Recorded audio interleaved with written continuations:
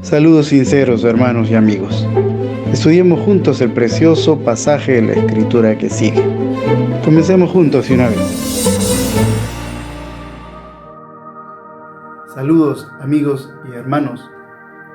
Hace poco estuve conversando con una ancianita que me comentaba ella que a raíz de este aislamiento social que se nos impone por cuestiones de la pandemia generalizada, experimenta soledad, mucha soledad, experimenta depresión y también, contra todo pronóstico, un deseo de salir, a pasear, a poder movilizarse, a respirar el aire de la calle.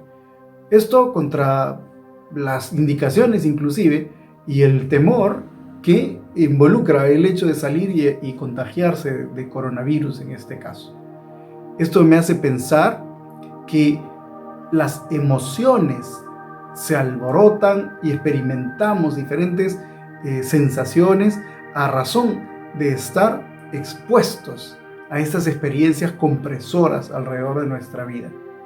Por eso me parece oportuno que meditemos acerca de cuáles son estas fases emocionales que se van experimentando y, habiéndolas considerado, veo que puede ser útil para cada uno de nosotros porque podemos así comprender lo que nos va a pasar en el futuro. Podemos comprender lo que estamos experimentando de repente y poder normalizarlo en cierto modo, compararlo. Podemos también, por medio de esta experiencia, entender a las personas que están a nuestro alrededor y que de alguna manera también puedan estar pasando por estas fases. Así que quiero entonces, basado en los estudios que se han estado haciendo en el extranjero, encuestas e investigaciones, proponerles a ustedes la perspectiva que tengo con respecto a estas fases. Estoy de alguna manera reconsiderando estos elementos de estudio para que podamos hacer lo propio y tener mejores estrategias para ello. Pero antes de analizar lo propuesto, quiero leer con ustedes un pasaje alentador de la Escritura. Este pasaje muestra que aún en estas etapas, el Señor está con nosotros. Nos dice Isaías 41:10 lo siguiente: no temas, porque yo estoy contigo. No desmayes, porque yo soy tu Dios. Te fortaleceré y siempre te ayudaré. Sí, yo te sostendré con mi diestra victoriosa. Qué bello pasaje, ¿verdad? Y qué alentador, porque según vemos, es Dios mismo quien nos está ofreciendo estar con nosotros, darnos la fuerza, darnos la ayuda que necesitamos.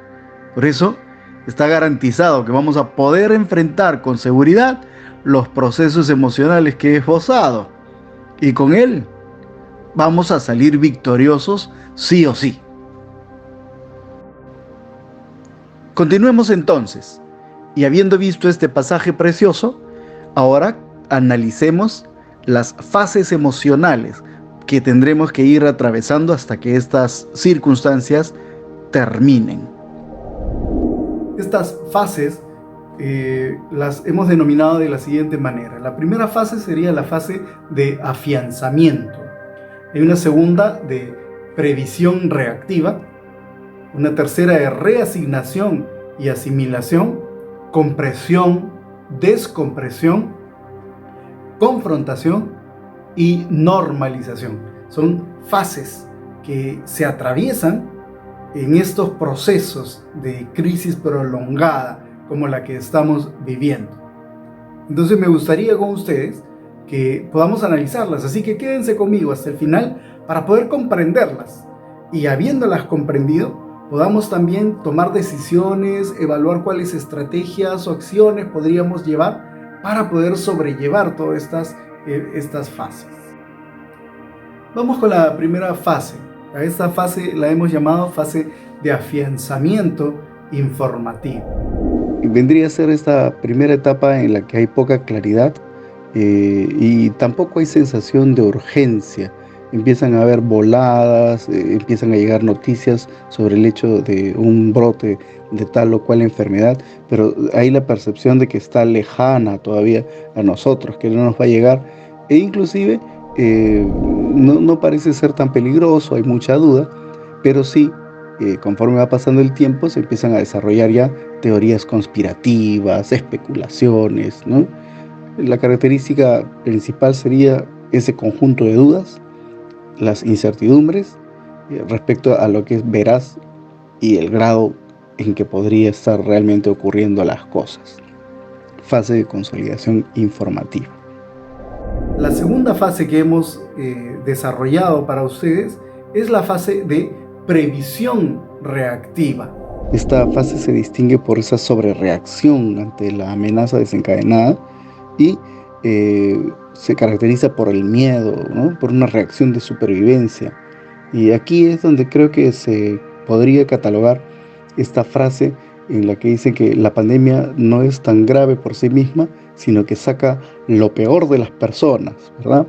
Entonces, se producen esas compras de miedo, el acaparamiento de supervivencia, hay oportunismo, se limita el gasto, y bueno, las personas que pueden son las que más acaparan y los demás quedan rezagados. Hay medidas gubernamentales, etcétera. Entonces hay una sobrereacción previendo el futuro, digamos, incierto y oscuro que se avecina, ¿verdad? Bueno, y meditando entonces en la información que estamos reflexionando, se va sintiendo usted identificado, va reflexionando acerca de cómo le ha ido, cómo le está yendo en base a estas etapas. Bueno, sigamos entonces avanzando y veamos algo más. Hay una tercera fase que es la fase de reasignación y asimilación. Esto porque básicamente se caracterizaría por una adaptación al nuevo estado de cosas. Es una fase de transición que se vive. Y creo que, aunque hayan habido dudas, una vez que el golpe de realidad llega y empieza a tocar, está a pocos metros ya de nosotros, se ven las medidas de las autoridades, ¿no? El individuo busca ya implementar las regulaciones, pero con su propio estilo, porque acá hay reacción también. Hay, por un lado, la docilidad. Hay el buen alumno, digamos, ¿no? Que busca estar sentadito y dice, sí, efectivamente lo vamos a hacer como están diciendo las autoridades. Hay otros que no, que, dado por su carácter, por su propio temperamento, hay resistencia, hay reticencia. Algunos están calmados, otros están asustados, otros tienen profundo malestar y amargura. Pero en esas circunstancias se empiezan a crear nuevas actividades, se empiezan a crear nuevas condiciones de vida y aquí es donde, por ejemplo, es muy característico y muchos han comentado esto, ¿no? Bueno, ya limpié toda mi casa. ¿Por qué? Porque en esta etapa se buscan esas nuevas actividades, ¿no? Que involucra pues reparaciones, que involucra organización, etcétera. Entonces hay un deseo de reasignar el tiempo que se tenía a actividades que habían quedado pendientes y que poco a poco, ¿no? Buscan ocupar el tiempo para no entrar en desesperación, básicamente. Tenemos otra fase, que es la fase de compresión.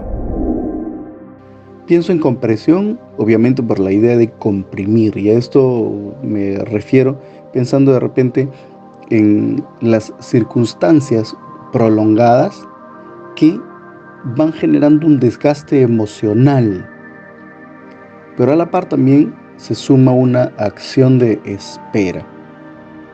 Entonces la llamo compresión porque las circunstancias externas se extienden y van oprimiendo, van generando cierto desgaste en la persona. Y ahí encontramos de repente dos formas de reacción. Por un lado está este malestar que se va convirtiendo en estrés, va generando afecciones del tipo de la ansiedad, esa sensación de soledad que mencionábamos, o la depresión, y no se ve un resultado al alcance.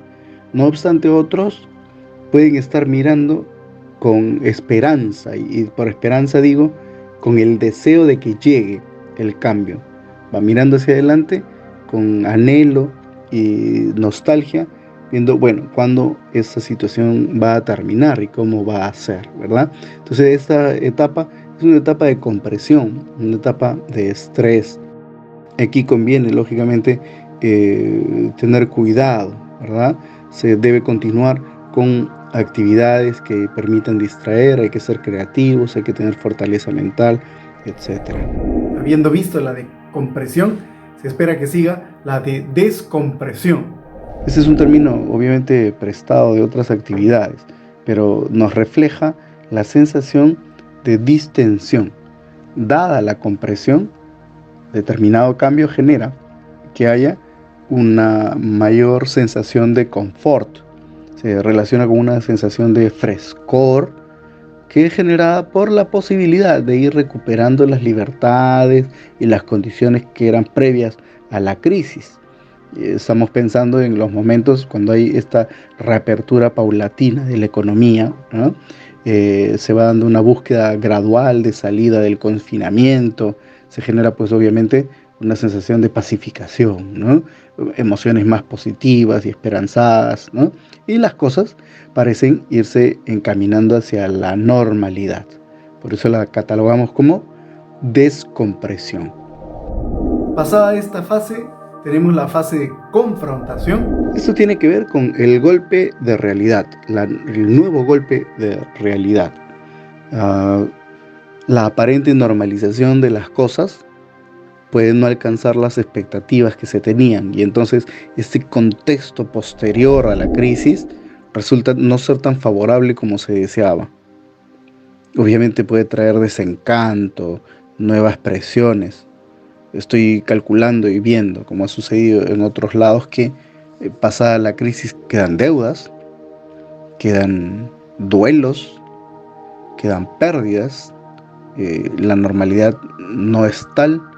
Entonces hay de repente desencanto, porque obviamente las expectativas pudieron haber estado demasiado altas y las cosas pues todavía siguen generando cierta presión y requiere definitivamente una fase de adaptación a estas nuevas condiciones, a cómo asumir las pérdidas. Y por último, tenemos la que he llamado una fase de normalización. En todos los siglos y cada vez que se han dado potentes crisis, definitivamente las cosas han tomado un nuevo curso o han regresado en parte importante a su estado anterior. Ha generado desarrollo, como también cambios estructurales, sociales, etc. Y la gente, de todos modos, se adapta a esas nuevas realidades. Las nuevas generaciones, inclusive, no tienen ese pesar del trauma de la experiencia vivida. Lo hemos visto nosotros, por ejemplo, también acá en Perú. Nosotros sufrimos mucho a manos de terrorismo y yo he sido también docente por cerca de 17 años y uno le comenta a los jóvenes, a los alumnos y a los que reciben la cátedra, y a veces uno preguntándoles sobre esas experiencias que nosotros vivimos, ellos simplemente no tienen grabado en su memoria porque no lo vivieron, hasta el punto que pueden estar de acuerdo con el enemigo sin saberlo. Entonces, estas características de olvido y simplemente de empezar a vivir y continuar hacia adelante, es a lo que considere la etapa de normalización.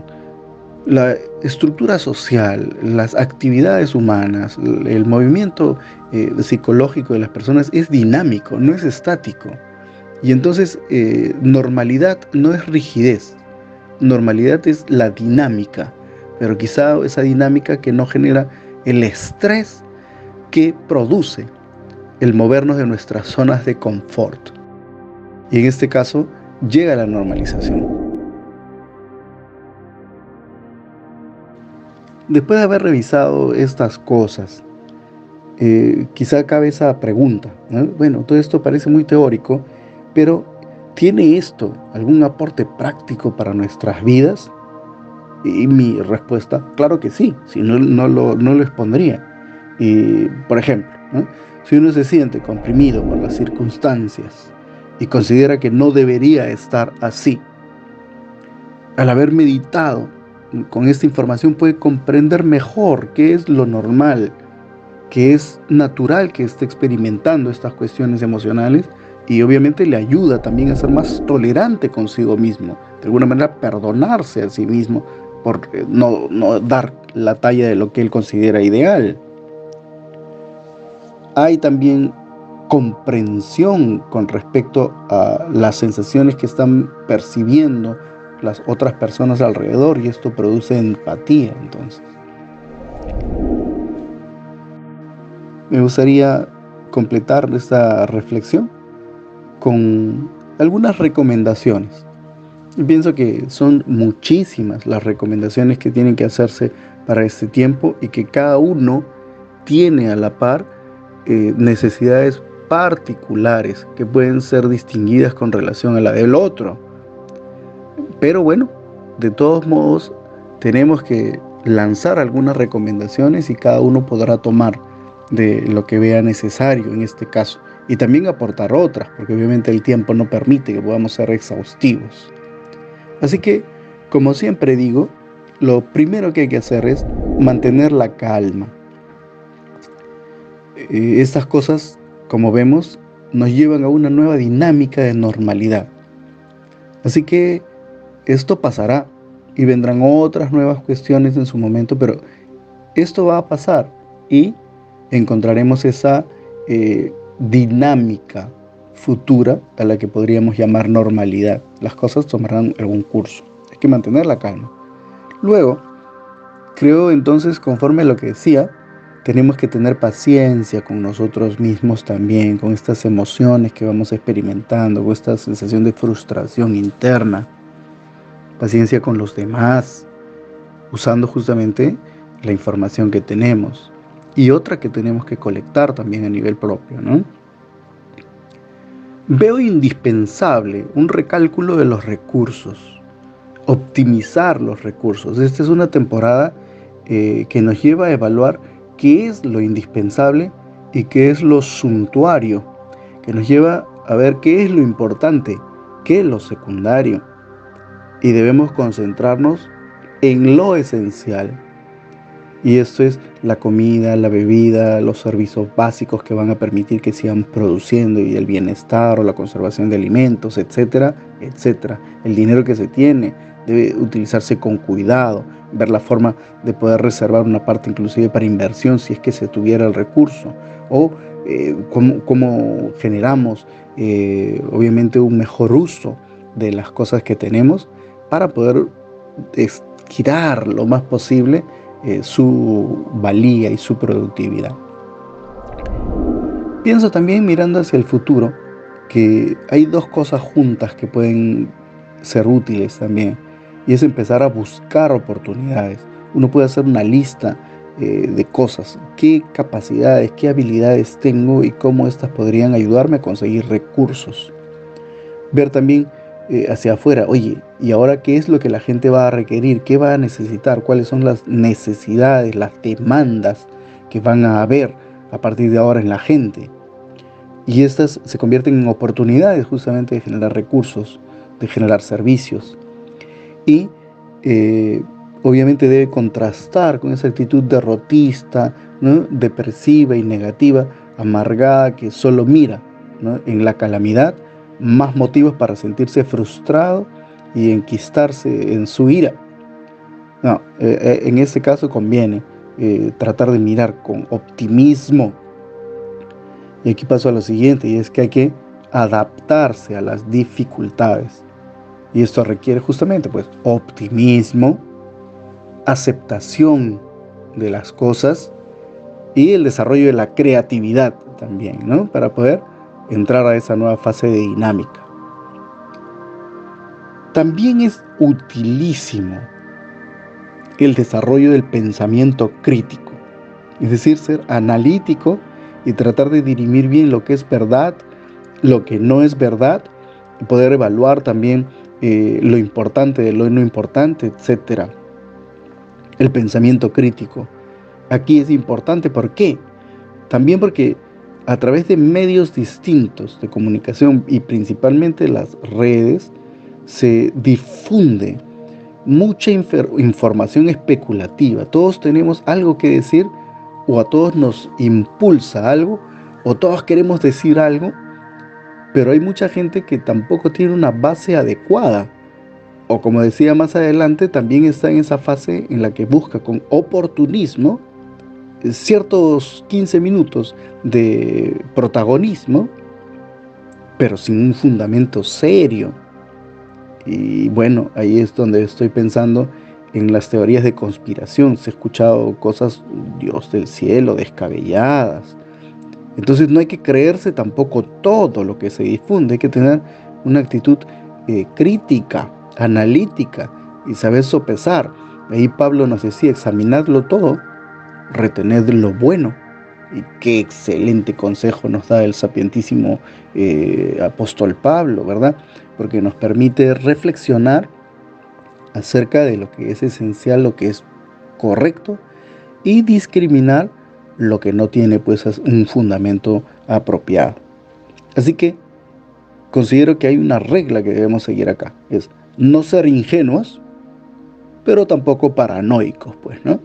No ser ingenuos porque sí, efectivamente, en las grandes cúpulas donde se mueve muchísimo dinero, la gente que tiene muchísimo dinero no desea perderlo y ven cómo en esas turbulencias pueden reacomodar también sus mecanismos para seguir siendo ellos los protagonistas del poder. Entonces tampoco hay que ser ingenuos, porque podemos obviamente ser intentados de manipular. Y uno tiene que estar alerta e informado, pero esa información tiene que ser información seria, pues no las especulaciones paranoides que se escuchan muchas veces por ahí, ¿no? Donde más parece una película de ciencia ficción que una novela de trama, ¿no?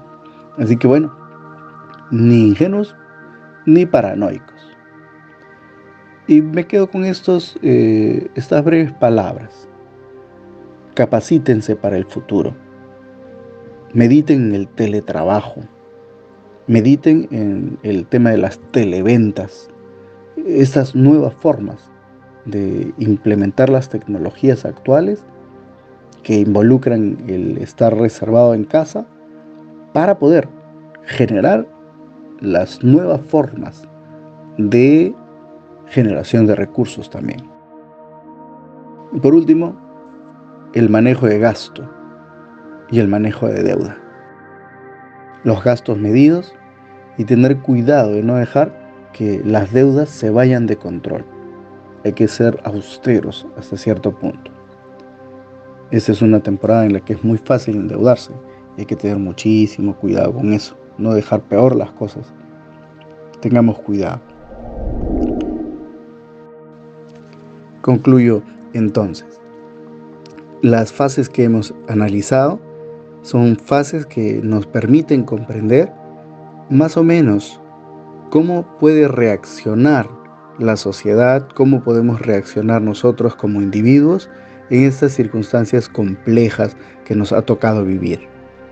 Al estar mejor informados, podemos entonces tener mayor tranquilidad también y poder complementar nuestra vida psicológica de una manera más armoniosa y también poder producir una mayor confianza en Dios para poder vivir entre nosotros no temas porque estoy contigo, no desfallezcas porque yo soy tu Dios. Quiero que hagamos entonces juntos unas oraciones delante de Dios. Señor bendito, te agradecemos por las cosas que hemos reflexionado ahora. Por un lado, tú nos das tu palabra hermosa que nos exhorta a no temer y a no desfallecer. Y por otro lado, a través del análisis, de la reflexión, de las encuestas y el estudio de nuestro Dios, podemos determinar que la humanidad atraviesa por distintos estadios que son naturales en cierto modo en nuestra psicología. Y nosotros, nuestro Dios, queremos comprendernos también y poder sobrellevar de la mejor manera todas estas cosas de acuerdo a cómo nos has creado, nuestro amado Señor.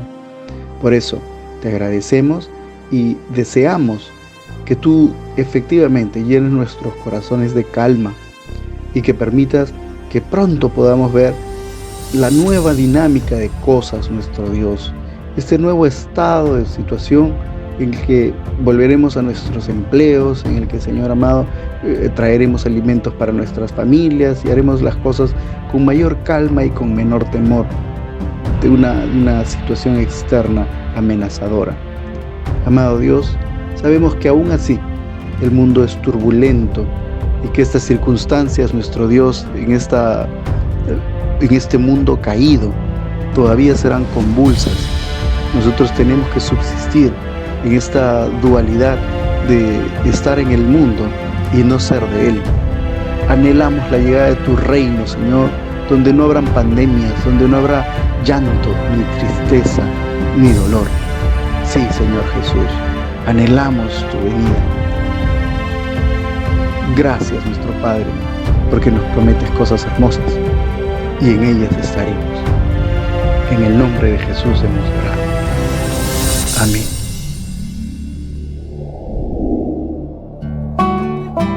Si consideras que estos temas fortalecen tu vida de fe, entonces apoya esta labor misionera. Suscríbete a nuestro canal, dale clic a la campanita, compártelos también con tus amistades. De esa manera, esta palabra puede llegar hasta los rincones de la tierra.